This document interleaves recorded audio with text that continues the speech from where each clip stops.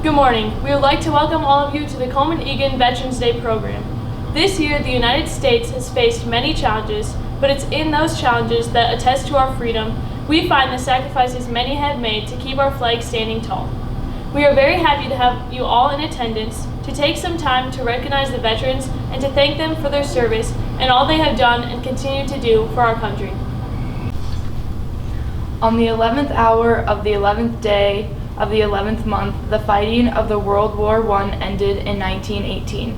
Due to the conclusion of the World War to end all wars, November 11th became a universally recognized day of celebration.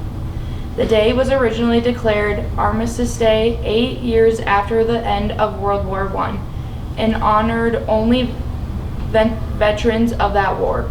Then in 1954, after World War II and Korean War, it was renamed Veterans Day to honor all veterans who served America in war and defended democracy. So today we honor all of our veterans who unselfishly placed their lives on the line for our freedom.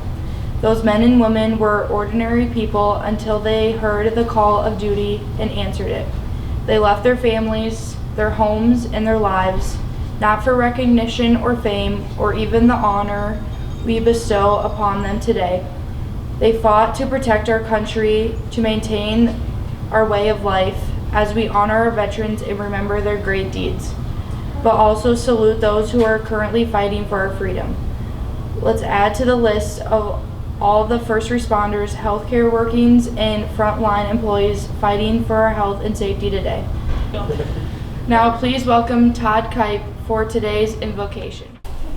Today we are here to honor those that have served our country and given their lives so that we may stand here and still live in freedom. We need to be constantly reminded of our gift of freedom and of those who gave all to make sure future generations continue to know life in a free, democratic society. Remembering those who have passed is only half of the task that is before us today. We must also carry their love, honor, and duty forward to the future generations that will pass. Our children must know who they were, what they did, and why they did it. To do anything less will be a disservice to their sacrifice and to their memories. Those who are gone created a pathway for us to continue on. We must never waver from that path of freedom and democracy. Today their memories take their dreams and walk forward shouldering the cause of freedom. Carry it high, proud, and they did, and now you must walk forward for them and our children. Color guards have been an important part of American history. In early history, flags were used for a number of purposes. A detachment of soldiers was usually assigned to protect the flag. As history moved forward, color guards were used to lead marching bands, drum and bugle corps, and other types of marching units. A color guard competition also became a feature of the National American Legion. Since then, the American Legion, having its foundation in the military, has designated these classes of competition to the preservation and education of our country's rich and patriotic history of honor guards by all of our Legion family organizations.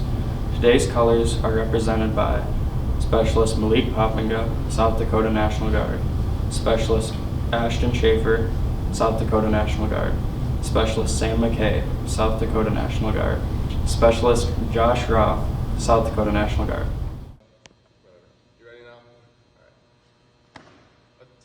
Attention. Forward, march.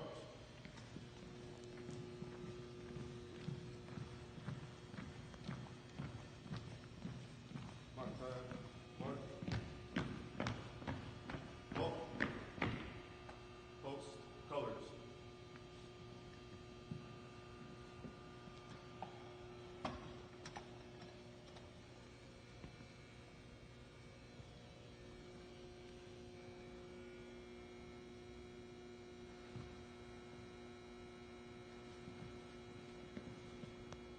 About face.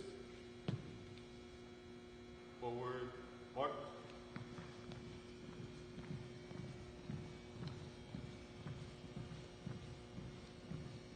Mark time, march.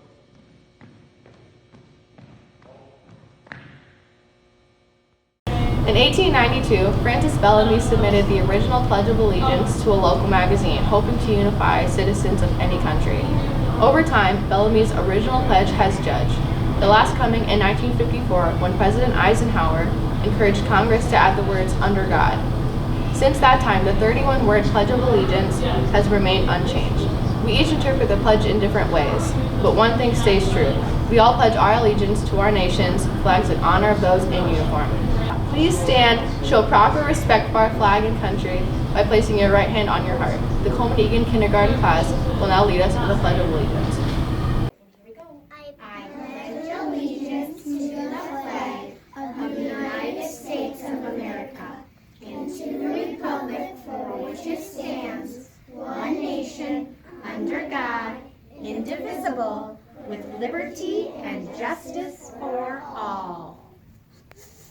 On September 14, 1814, Francis Scott Key wrote a poem that would become America's anthem. The writing was originally titled The Defense of Fort McHenry and was written after Key witnessed the fort in Maryland being bombarded by the British during the War of 1812. The words of what we now know as the Star-Spangled Banner displayed Francis Scott Key's joy to see that our beloved flag still flew over the fort at dawn. As he wrote, "And the rocket's red glare, the bombs bursting in air, gave proof through the night that our flag was still there." The flag code gives instruction for how to show proper respect to the flag during our national anthem. The code states that persons present are expected to stand and face the flag, if there is one. Civilians should stand at attention with right hand over heart, while military personnel in uniforms and veterans should salute throughout.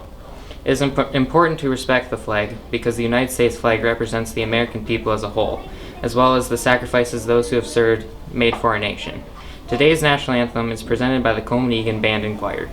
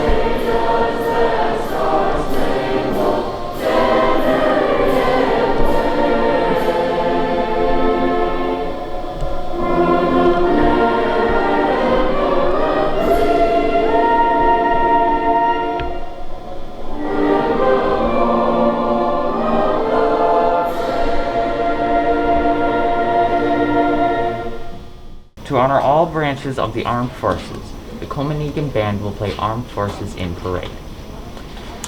As the melody is played for your branch of service, we invite you to stand and remain standing until the song has ended.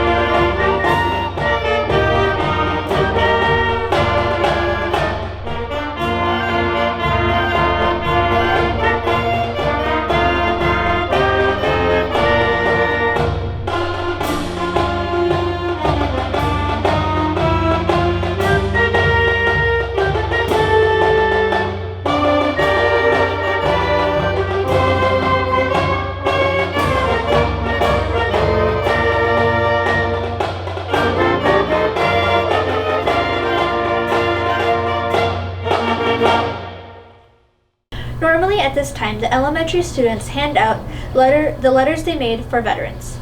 This year, students held up that tradition, but in a different way. We would like to honor all veterans, widows, or widowers of veterans, and orphans of war. During this time, the Colman-Egan choir will also sing God Bless the USA.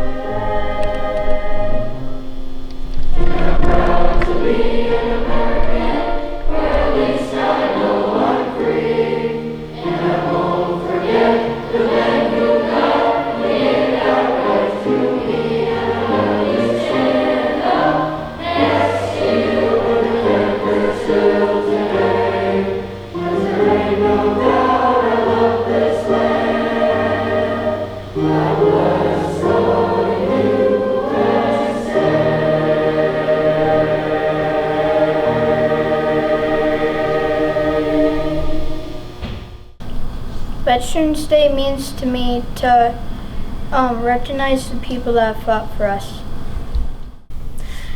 Veterans Day is important to me because the people that are sacrificing their lives give to you a gift, and that's freedom. So you need to respect others the way you want to be treated.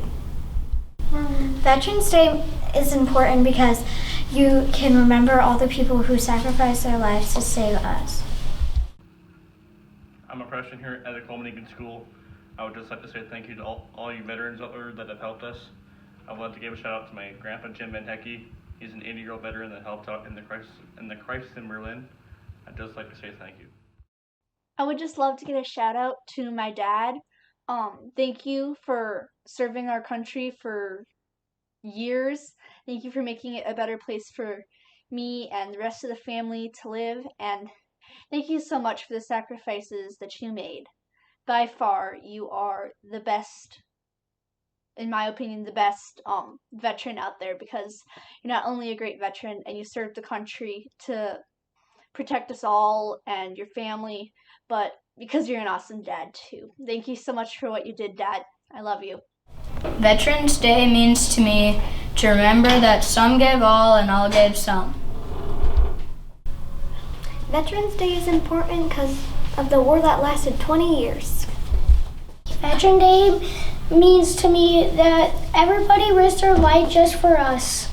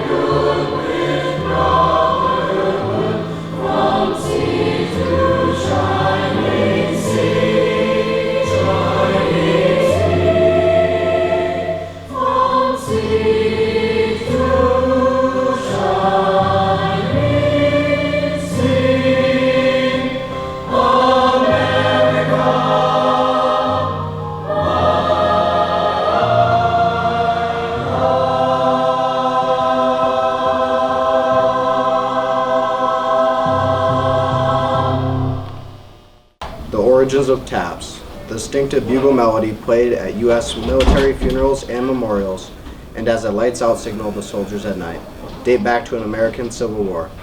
In July 1862, U.S. General Daniel Butterfield and his brigade were camped at Harrison's Landing, Virginia, recuperating after the 7 days battle near Richmond.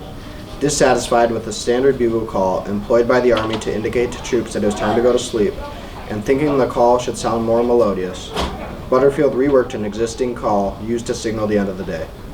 After he had his brigade bugler, Private Oliver Wilcox Norton, play it for the men, buglers from other units became interested in the 24-note tune, and it quickly spread throughout the Army, and even caught on with the Confederates. Not long after Butterfield created taps, it was played for the first time at a military funeral for a Union cannoneer killed in action. The man's commanding officer, Captain John Tidball, decided the bugle call would be safer than the traditional firing of 3 rifle volleys over the soldier's grave, a move which couldn't have been confused by the nearby enemies as an attack. As for the name taps, the most likely explanation is that it comes from the fact that prior to Butterfield's bugle call, the lights out call was followed by 3 drum beats, dubbed the drum taps, as well as the taps, and then simply taps, which will be performed by Ava Mosel, Toby Lee, and Alex Ustanko.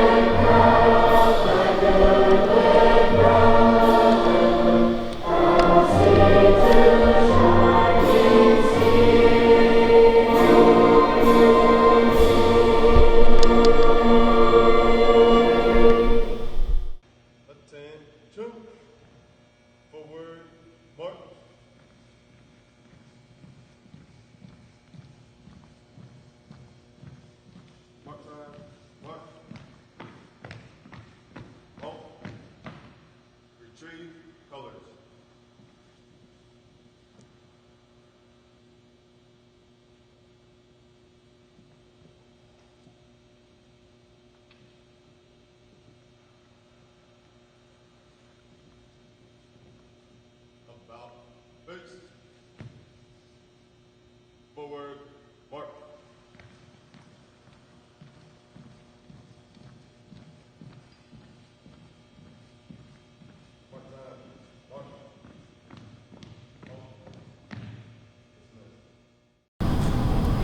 On behalf of the Colman-Egan Board of Education, Administration, staff, and students, we thank you all for spending the morning with us, honoring true American heroes.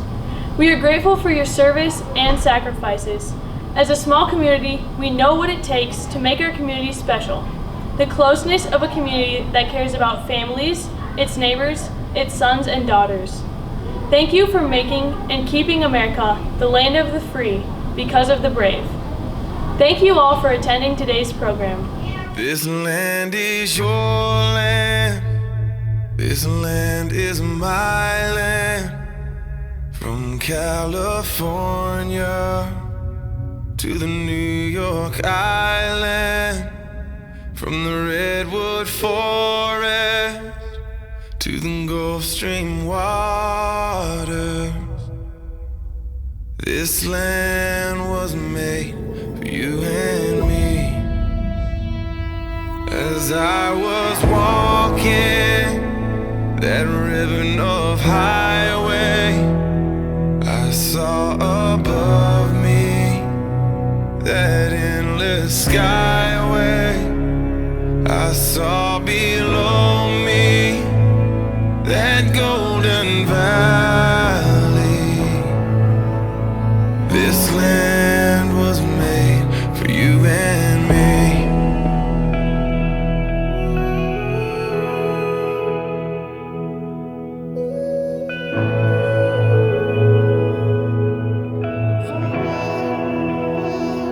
I've roamed and rambled, I've followed my footsteps to the sparkling sands of her diamond deserts, and all around me a voice was sounding. This land was made for you and me. This land is your land. This land is mine.